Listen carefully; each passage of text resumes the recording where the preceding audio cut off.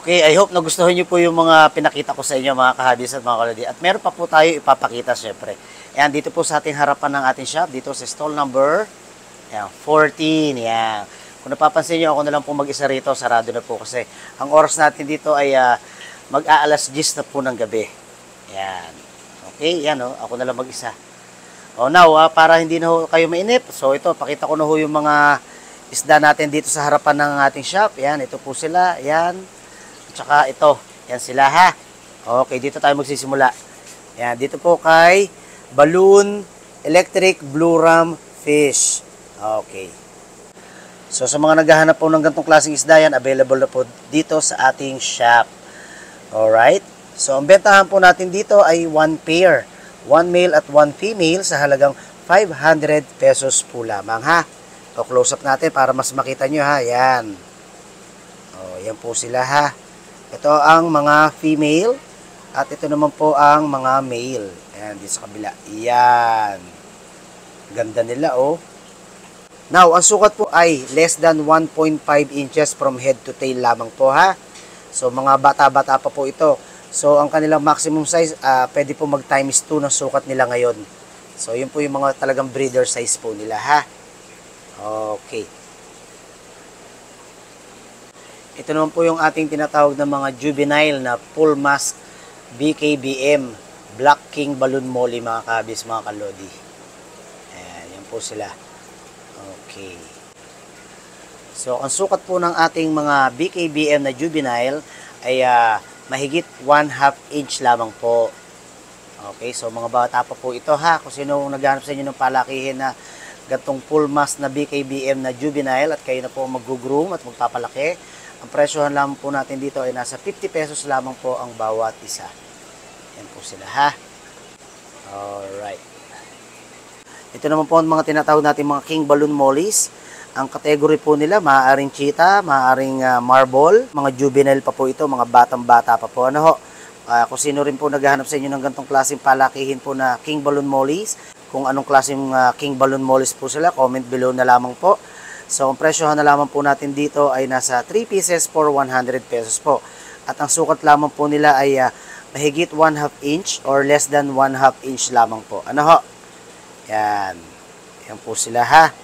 Kung sino po mga interesado sa inyo, yan, punta na po kayo dito sa ating shop, stall number 14, Aquarium Alley, Cartimar, Pasay City, or pwede po tayo mag-online, i-chat nyo lang po ako, direct, PM nyo po ako sa aking personal messenger, Ping Imson. Yan. Mga naghahanap naman po ng ating mga tinatawag na golden gouramis, yan, meron din po tayo. Yan na po sila, Ang sukat po ng ating mga golden gourami ay humigit kumulang nasa 2.5 inches naman po. Yan ang kanilang mga sukat. At ang presyohan naman po natin dito ay nasa 50 pesos lamang po ang bawat isa. Yan sila. Okay. Okay, doon naman po sa nabanggit ko kanina, doon sa kasama na pwedeng i-tankmate sa ating mga iridescent shark. Ito po yung tinatawag nating albino dragonfin. O yung iba tinatawag na albino Senegal Beacher naman po. Available po dito sa ating shop at medyo marami-rami pa po sila. Ay sumusukat po sila ng humigit kumulang nasa 3 inches naman po. Yan po yung kanilang haba ha. At ang presyohan lamang po namin dito ay nasa 250 pesos lamang po ang bawat isa. Okay? Ayan, mga tahimik na tahimik sila. At yan, meron po silang tankmate na golden gourami fish. Yan. Ang sukat ng golden gourami fish natin yan, ano po yan, humigit kumulang nasa 2.5 inches na po yan, ha? Okay, 50 pesos lamang din po ang bawat isa nun. Alright. Okay, dito naman po sa mga naghahanap naman po ng mga Gold Dust King Balloon Molly. Yan, available na po yan. Ang ganda nila, Ayan. Ayun, At kasama po nila ang, ayun, nagtatago sa likod, yun. Layo-layo natin ng konti. Layo-layo ng konti para malinaw. Ayan. Oops, layo ng konti. Ayan naman po ang golden, golden King Balloon Mollies or iba tinatawag na golden platinum po Ayan po sila ha. So, ang sukat po ng ating mga King Balloon Mollies na ito ay humigit kumulang from head to tail po nasa 1.5 inches. Ayan. So, nandito po sila sa 15 gallon tank. Kasama po ang ating mga anubias. At saka ito pong pinya pitida. So ito pong mga anubias natin ito na naka-cultured na po, nakakapit na po sa dry food. At saka yun nando sa pot. Ayan, mga nasa pot na yan. Ang presyo lamang po natin dyan ay nasa 350 pesos lamang po. Yang ating mga anubias na yan. At ito naman pong pinya pitida naman po na ito ay nasa 350 pesos. At ito naman pong masyadong malago na ito na nakakapit na rin po sa dry food. Yan po ay nasa 500 pesos naman po yan, ha. So kung sino po ang interesado sa ating mga halaman na ito at sa ating mga King Balloon Mollies, yan, chat na po kayo sa akin, ha? Okay. So, yung pong presyuhan ng ating... Okay, mga kahabis at mga kalodi, bago natin pagpatuloy ng video, magsha-shoutout po muna tayo. Yan. Shoutout po kay Ranil from Quezon City. Shoutout po kay K-Lord from Batangas City. At shoutout po kay Mohemian. At shoutout po kay Aljeros Vlog. At shoutout po kay Secret Shop. At shoutout po kay Alegre Wilben. Ayan. At shoutout po kay Bloomberg. At shoutout po kay Miguel ng Quezon City. At birthday niya po nung December 28. So, belated happy birthday po sa inyo. At shoutout po kay Kevin. At shoutout po kay Abin Pase. Ayan. So, sa lahat po ng mga nagpapa-shoutout, maraming salamat po sa inyo. So, ipagpapatuloy na po natin ang ating video.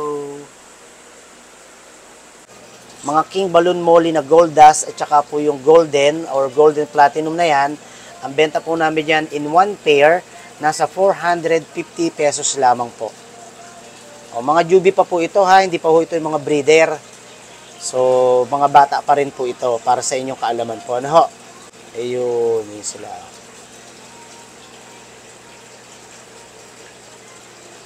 Okay. Yan po sila, ha. So, I hope nagustuhan nyo po ito. Ayan, ang ganda, oh. Oh.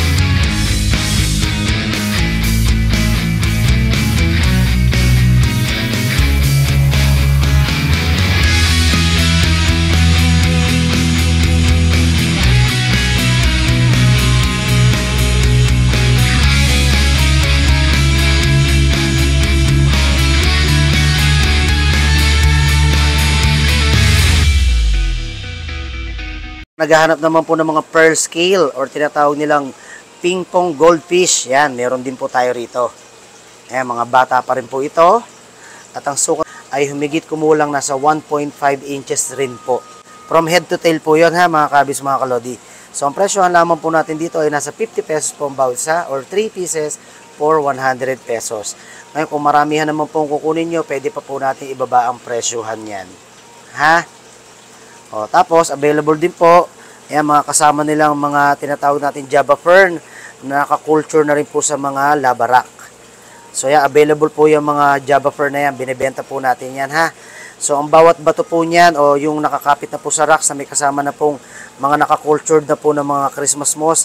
So, ang presyohan po natin yan ay mga nasa 380 pesos, tsaka 350 pesos naman po. O, tapos yung nagtatago na yon, rainbow shark po yun, yan, o. Ayan, rainbow shark. Oh, nagtago. Ayun, oh, tinakban niya. Ayan, ayan, totoo. Lumabas yung isang rainbow shark. Ayan. So, ang rainbow shark naman po natin, sumusukat po sila ng humigit kumulang nasa 2.5 inches naman po. At ang presyo ng ating rainbow shark na ito ay nasa 120 pesos lamang po ang bawat isa. So, medyo malalaki na po sila, ha. Ayan, naka-tankmate po sa ating mga pearl scale at hindi naman nila inaaway ang ating mga pearl scale. Ayan. Ayun sila. Ayun yung mga rainbow shark natin. Okay. Dito naman po, sa mga naghahanap naman po ng mga round tail balloon molly. So, ito naman po mga round tail balloon mollies natin. Ang sukat naman po nila ay humigit kumulang nasa 1.5 inches din po. Medyo malalaki na po sila. Ayan po. Meron tayong kulay itim, meron tayong pineapple, yan pineapple, tapos meron tayong mga marble. Yan, ito po yung ibang mga black color natin na na balloon mollies. Ha? Ito parang manganganak na po yata ito, yan oh. Oh, yan po sila naglalapitan po. So ang presyohan lamang po natin dito ay 50 pesos po ang bawat isa or 5 pieces for 200 pesos po. O ngayon, kung mas marami naman ang kukunin nyo, pwede pa natin babaan ang presyo niyan. Okay? O, tapos yung mga nakikita nyo yung mga halaman na naka-background na yan, lahat yan, binibenta rin po yan ha. Available din po yung mga yan. Lahat ng mga nakikita nyo nasa background na yan, available po. At ang mga presyo po niyan, meron po tayo dyan 250, may 350, tsaka 380 pesos po. Meron tayong Java Fern, tapos meron din Anubias, tapos yung mga rocks na kinulture na namin na may mga Christmas moss na po. Ayan, available pong lahat yan ha. Okay. O, tapos ito nasa gitna niya, ito po yung tinatawag na red lotus. Ayan, malagong-malago na po yung red lotus natin. Ayan yung dahon niya. Ayan yung namumulaklak po ng red lotus o yung red flower na lotus plant. Very low-tech plants po ito. Napakatibay na halaman po nito. Okay, kasama ng ating mga balloon mollies. Alright. Yan mga kahabis, mga kalodi, kahit papano nabigyan ko po kayo ng konting update kung ano yung mga available po natin dito. Sana po ay nagustuhan po ninyo, no? So abangan nyo po yung isa pa nating update. So ini-edit ko lang po. So sooner may upload po ulit natin. So tuloy-tuloy na po yung pag-update po natin basta may mga bago po tayong mga isda dito sa ating shop. Okay, so paano? Kita-kita po ulit tayo. Maraming salamat and God bless you all.